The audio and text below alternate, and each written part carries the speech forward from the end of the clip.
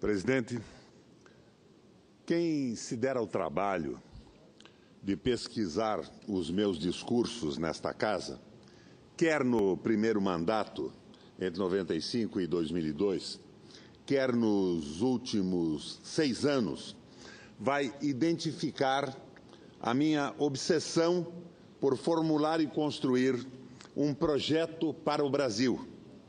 Em cada um desses pronunciamentos, revelo a minha angústia em ver um governo atrás do outro, correndo atrás do próprio rabo. Um governo atrás do outro, abatido, subjugado pela macroeconomia de curto prazo. Um governo atrás do outro enrolado em pacotes, em medidas de impacto, em atalhos emergenciais, em desonerações fiscais. E isso e aquilo. Pois bem, hoje, ainda mais uma vez, volto ao tema Um projeto para o Brasil. Mas antes, quero percorrer com as senhoras e os senhores os meandros do debate nacional sobre a busca de um projeto nacional, um projeto para o país. Primeira constatação, senador Capiberibe. Na atualidade, nessas décadas e meia do século XXI, não há sintonia entre os pensadores quando se procura definir o que seria um projeto de longo prazo para o Brasil. Falta uma visão geral, pelo fato de que as ideias destes intelectuais se encontram encapsuladas dentro dos seus nichos de interesse e estão, muitas vezes, presas aos discursos do politicamente correto ou das medidas emergenciais. Hoje, diferentemente da primeira metade do século passado, os intelectuais pensadores do Brasil não conseguem raciocinar holisticamente, ficam presos a particularismos. Podemos dividir esses pensadores em 4 grupos. No primeiro grupo estão os sociólogos da inclusão, isto é, aqueles que consideram que a principal responsabilidade do Estado é com a inclusão social e regional. Entram aí alguns sociólogos de esquerda, movimentos sociais e toda aquela legião de pensadores que até há pouco divulgavam que o Brasil estava se transformando em um país relativamente menos injusto e que não admitem o retrocesso de nenhum direito conquistado. No segundo grupo estão os economistas do Estado indutor, que definem uma política de câmbio mais agressiva, com maior desvalorização da nossa moeda, menos rigor fiscal, maior tolerância com a inflação e a defesa de juros mais baixos. Com diferentes ênfases nestas ações, mas com convergência no ataque aos recentes apelos a ajuste fiscal, eles são encontrados nos cursos de economia ligados à Universidade de Campinas e à Universidade Federal do Rio de Janeiro. A Unicamp vai além, defendendo também o desenvolvimento social. No terceiro grupo, temos os economistas do Estado condutor, que também defendem uma política de câmbio mais agressiva com maior desvalorização do real. Eles são também críticos em relação à política monetária. São contra os juros altos, mas entendem ser importante a ação do Banco Central na utilização da taxa de juros para o controle inflacionário e defendem limites para os gastos públicos, acompanhando a inflação e o crescimento do produto interno bruto. Esses economistas enxergam ainda os salários como um componente de produtividade e advogam gastos públicos para investimentos, não para despesas correntes. Eles estão mais presentes na Escola de Economia da Fundação Getúlio Vargas de São Paulo. Entre os economistas do Estado, tanto aqueles do Estado indutor como os do Estado condutor, existem ainda os que propõem políticas fiscais contracíclicas, isto é, que que sejam restritivas em tempo de crescimento e expansivas em tempos de recessão, mas sem engessar a política fiscal.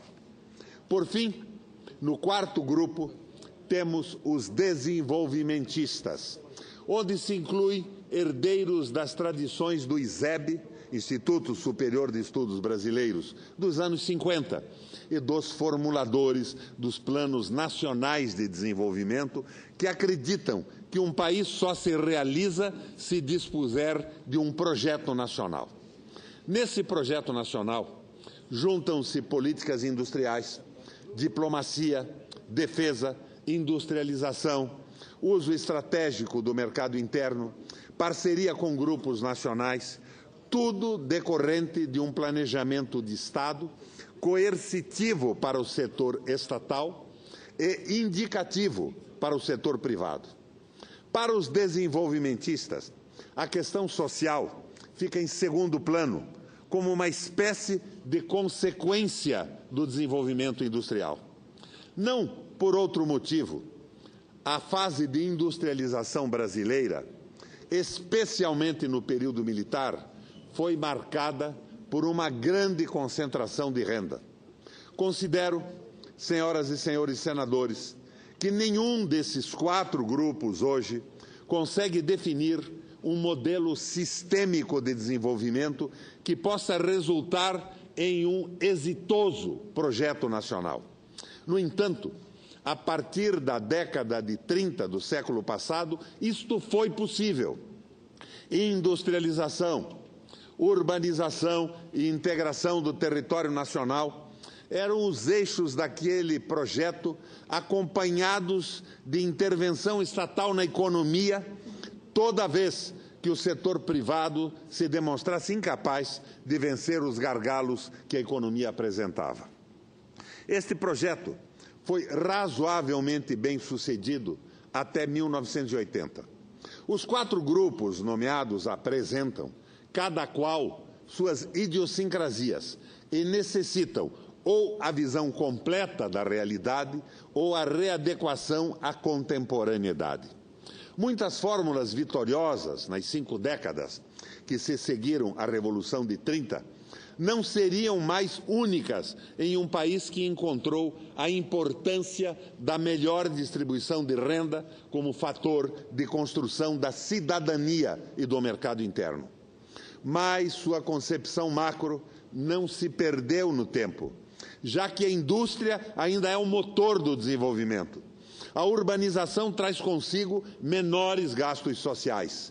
A integração do território gera infraestrutura e vice-versa.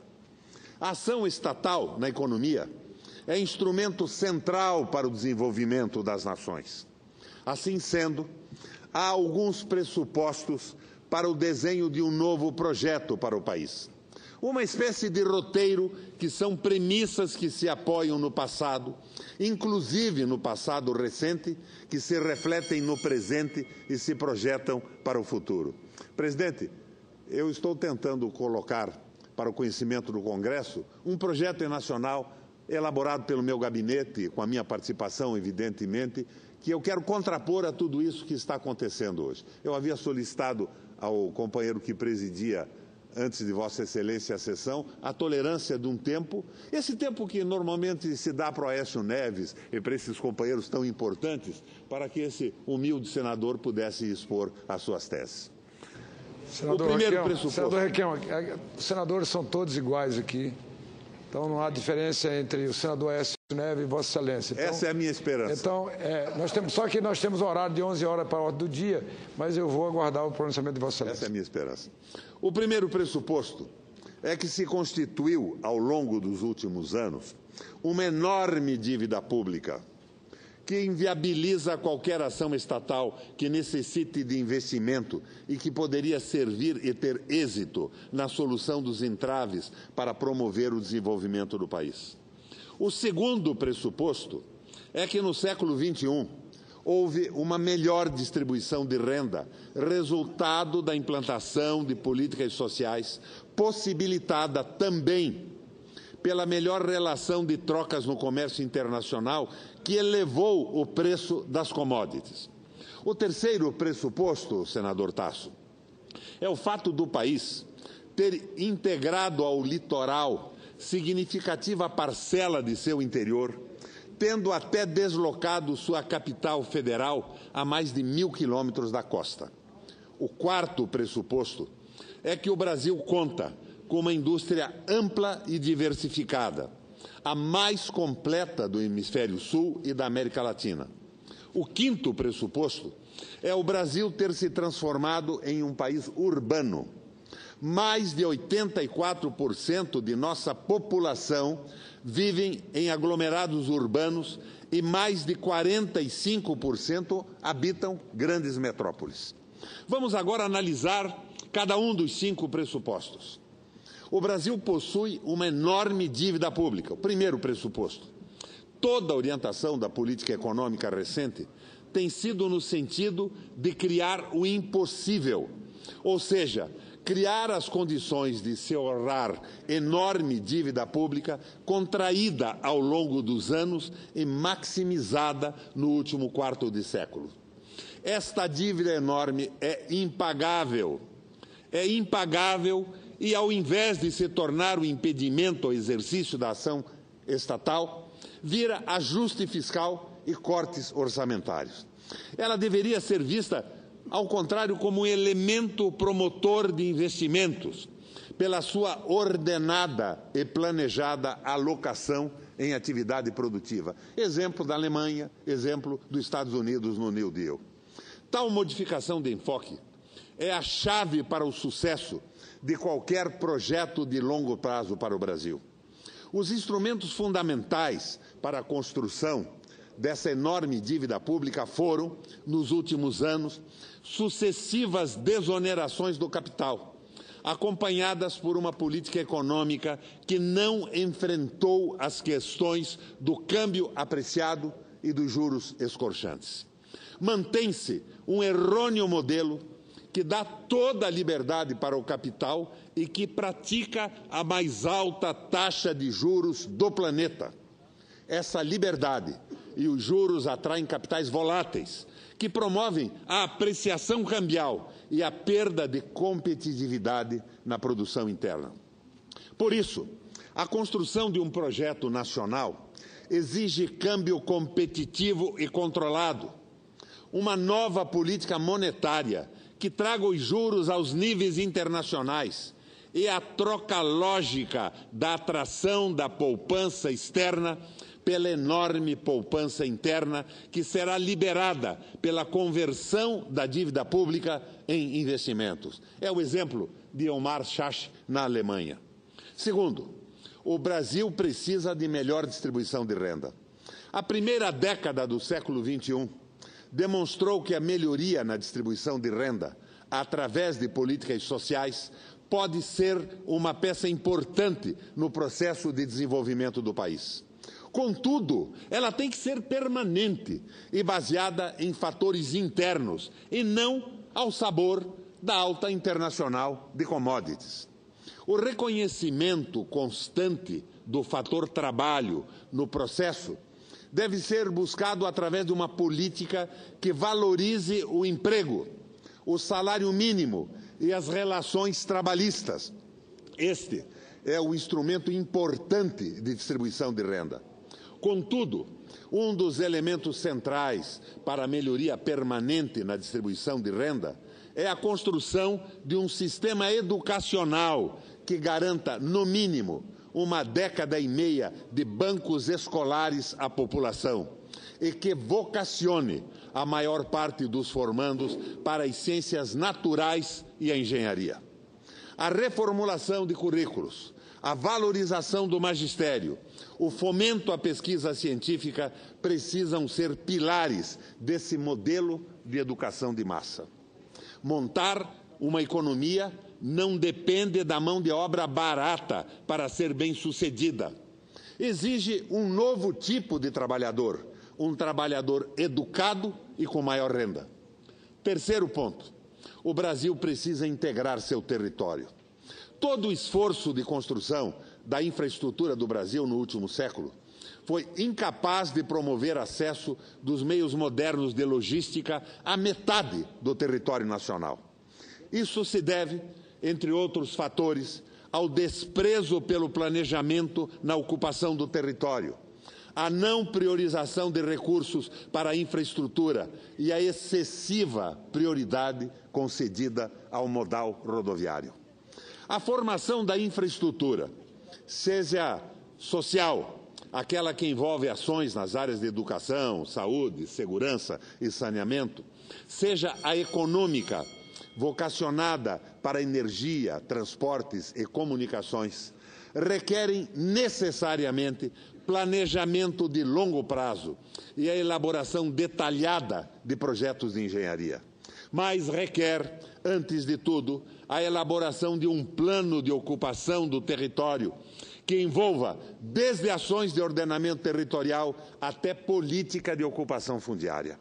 Dentre estas ações, deve estar presente em destaque o planejamento da integração física do Brasil com os demais países da América do Sul e sua inserção mais logisticamente apoiada no comércio mundial. Quarto ponto, o Brasil conta com uma base industrial. Ninguém tem dúvida disso. Em síntese, o Brasil conta com uma indústria, mas não é um país industrializado. Um país é industrializado quando a sua população usufrui dos bens produzidos por essa indústria. Grande parte da população brasileira não tem acesso aos bens industriais produzidos no Brasil, a começar pela sua casa, a casa própria. Logo, temos que aprofundar a industrialização do Brasil. Não é aquela história de exportar ou exportar a única solução. O Brasil se industrializa para oferecer produtos à sua população. Ou então, a industrialização é uma quimera. A industrialização do Brasil foi feita de forma progressiva e desbalanceada, em ciclos, sendo que o seu último grande movimento se deu faz meio século, provocado pelo segundo Plano Nacional de Desenvolvimento no setor de bens, de capital e insumos básicos. Isto resulta hoje numa indústria que necessita ser modernizada para ser mais competitiva internacionalmente. Além disso, houve permanentemente o incentivo à indústria metalomecânica, em especial ao seu ramo automobilístico, que colocou esta atividade como determinante na formação do produto industrial. Precisamos agora incentivar setores que formam a moderna capacidade industrial de um país, quais sejam eletroeletrônico, ou de química fina, ou de biotecnologia, dentre outros, de forma a balancear melhor o produto industrial. Uma das peças centrais de qualquer projeto de industrialização são as vantagens competitivas estáticas de um país. E uma dessas principais vantagens com que conta o nosso Brasil é o mercado interno, a capacidade de gerar massa crítica, ganhos de escala para permitir a busca do mercado internacional. A essas vantagens cabe agregar outras, vantagens comparativas, tidas não como estáticas, mas como dinâmicas, que resultam no planejamento, da formação de blocos de capitais e, principalmente, resultam da ação estruturada do Estado Nacional. Quinto ponto. O Brasil é um país urbano. Urbanizar vai muito além de colocar gente nas cidades. Significa construir moradias, mecanismos de suporte como escolas e hospitais, de convivência como praças, de lazer como cinemas e teatros, de segurança como delegacias, fornecer transportes públicos que se adequem aos deslocamentos. E, fundamentalmente, promover infraestrutura social que dê saúde, educação e saneamento básico. Mas o Brasil apenas colocou gente nas cidades, como atestam as favelas, os cortiços e os mocambos. Não urbanizou o país. É preciso fazer muitíssimo ainda na urbanização do país, de forma a vencer a imensa desestruturação urbana que se vê nas cidades e metrópoles brasileiras. Isto requer planejamento urbano e um programa de construção civil de moradias, que se encaixe no conceito moderno de formatação de cidades. Nas políticas urbanas, deve ser dado à saúde pública um tratamento privilegiado, valorizando a medicina preventiva e o conceito de médico de família, promovendo o conceito de esferas crescentes de especialização nas clínicas e unidades hospitalares. Parte central de qualquer urbanização é a construção da coesão social. Logo, os grupos de pressão que se reúnem em torno de tal e qual bandeira devem entender que a democracia é o governo da maioria e esses grupos precisam dar um passo além de seu fechado círculo de interesses, endossando todas as medidas que possam promover a massificação dos direitos civis. Urbanizar vai muito além de deslocar pessoas do campo para a cidade. Urbanizar é dar a estas pessoas emprego, educação, saúde, segurança e uma boa moradia provida de água tratada, esgoto, energia e dos meios modernos de convivência social. Sexto, esse capítulo eu denomino o Brasil no mundo. Todos os pressupostos acima dizem respeito à vertente interna de um projeto nacional. A inserção internacional do país e a conquista do mercado externo, seja política ou econômica, necessitam de uma estratégia geopolítica e de um conjunto de ações diplomáticas. Ações planejadas são necessárias para a conquista de novos mercados, para a montagem de grandes parcerias no mundo, para a atração de investimentos. Exemplos de ações bem-sucedidas e praticadas recentemente pela nossa diplomacia foram a investida brasileira na África, a constituição do Banco dos BRICS e a formatação da Unasul. Dispor de um bom aparato dissuasivo de defesa, investir em tecnologia militar, ter uma indústria moderna e diversificada, produtora de material bélico, ganhar total autossuficiência energética, praticar o soft power com vizinhos e países menores, divulgar amplamente nossa cultura. Tudo isso faz parte da constituição dessa estratégia que lastreia a vertente externa de um projeto nacional. Concluindo, o Brasil tem vantagens comparativas, estáticas e amplas, recursos agroindustriais e minerais, um mercado de consumo crescente e uma cidadania mais exigente que vem cobrando políticas nacionais para todos, como na saúde e na educação. Este deve ser o ponto de partida para identificar as vantagens competitivas dinâmicas, sua priorização para a elaboração de um bem-sucedido projeto nacional. Evidentemente, eu estou me contrapondo a essa política do dependentismo, da subserviência como fator de crescimento, da venda de terras nacionais sem limite para países estrangeiros. Presidente. Estou me contrapondo a essa estupidez de gestão privada das nossas águas. Estou me colocando de forma clara a favor de um projeto de soberania nacional com desenvolvimento e justiça social. Vossa Excelência me permite uma parte? Concedo uma parte ao senador Jorge Viana. Eu queria cumprimentá-lo pelo pronunciamento, senador Requião, e dizer que, bem em cima das preocupações de Vossa Excelência, hoje eu li no jornal Valor Econômico, senador Capiberibe, colegas senadores, que a Casa Civil fechou uma proposta, um projeto que permite e autoriza a venda de terras no Brasil para estrangeiros, para corporações estrangeiras.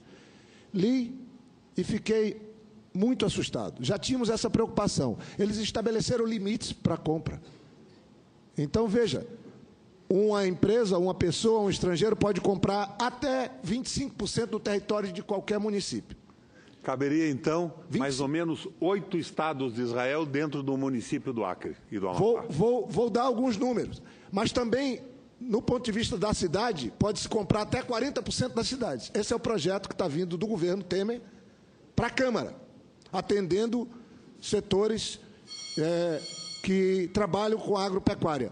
Eu fiz uma conta. O município maior do Brasil é Altamira, tem 159 mil quilômetros quadrados. O segundo é Barcelos, com 122 mil quilômetros quadrados. Nós aprovamos hoje a indicação de embaixadores para Israel e para a Eslovênia. Cada país desse tem 20 mil quilômetros quadrados. Nós estamos falando de um município nosso, que tem 159 mil.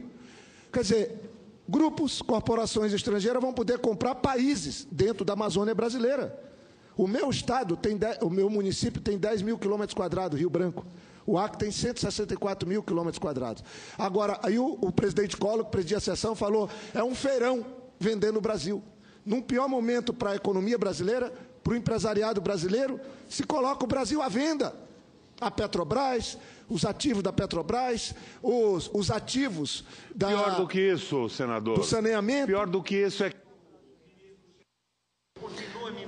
Senador Roberto Requião, para Vossa Excelência finalizar, essa presidência irá conceder 5 minutos a Vossa Excelência.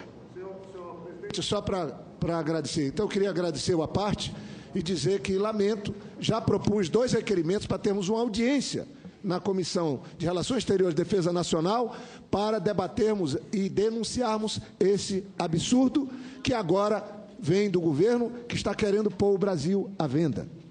Obrigado. Senador Requião. Eu agradeço. Por favor, senador Capiberibe, com o máximo prazer, lhe concedo uma parte. O modelo de desenvolvimento brasileiro é fundamentado na exclusão social, na destruição ambiental e na dependência externa. E Vossa Excelência, com esta proposta, rompe definitivamente com esse modelo. Eu acompanhei um brilhante discurso e a proposta correta para transformar o Brasil num país de iguais e num país desenvolvido. A base de riquezas que nós temos, eu acho que nenhum outro país do mundo é detentor. Como é que nós não conseguimos formular políticas capazes de aproveitar essas riquezas? Um país com um mercado consumidor de mais de 200 milhões de brasileiros e brasileiras, com um potencial fantástico de desenvolvimento de sua economia, não dá um salto adiante em função do marasmo político desse país. Vossa Excelência coloca com precisão, numerando ponto a ponto as nossas possibilidades de avançar para um país desenvolvido. Nós temos essa oportunidade, porque nós temos tudo para conquistar isso. Fantásticas vantagens estáticas e dinâmicas, mas temos um bando de entreguista mandando um projeto dessa natureza de venda de território nacional para estrangeiros. Isso, tem mais do que isso. Há uma medida provisória aqui na Casa, por falar em venda de terras a estrangeiros, tem uma medida provisória, uma medida tramitando na Casa, de autoria do governo, que faz mudanças graves na legislação agrária e abre a porta para a venda de terras para estrangeiro, mas também abre a porta para a legalização de grilagem, que é um problema que nós vivemos na Amazônia.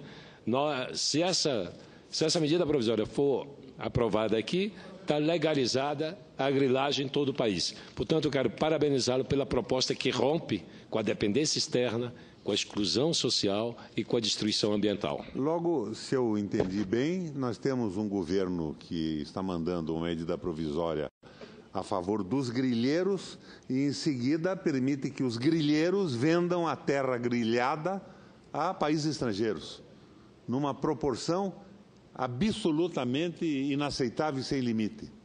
Nós não temos um governo, nós temos um projeto de entreguismo que chama-se dependentismo, formulado pelo Fernando Henrique Cardoso com Enzo Faleto lá atrás, e que agora se aperfeiçoa e se radicaliza com a tal ponte para o futuro, que é o fim de um projeto de soberania nacional. Me perdoa a mesa pelo tempo e os ouvintes e os espectadores da Rádio Senado por indignação. A minha indignação está chegando a um limite, e essa indignação será, a fim e a cabo, a indignação do povo brasileiro, que não vai aceitar mais essa política entreguista e predadora que nós estamos vendo acontecer no país.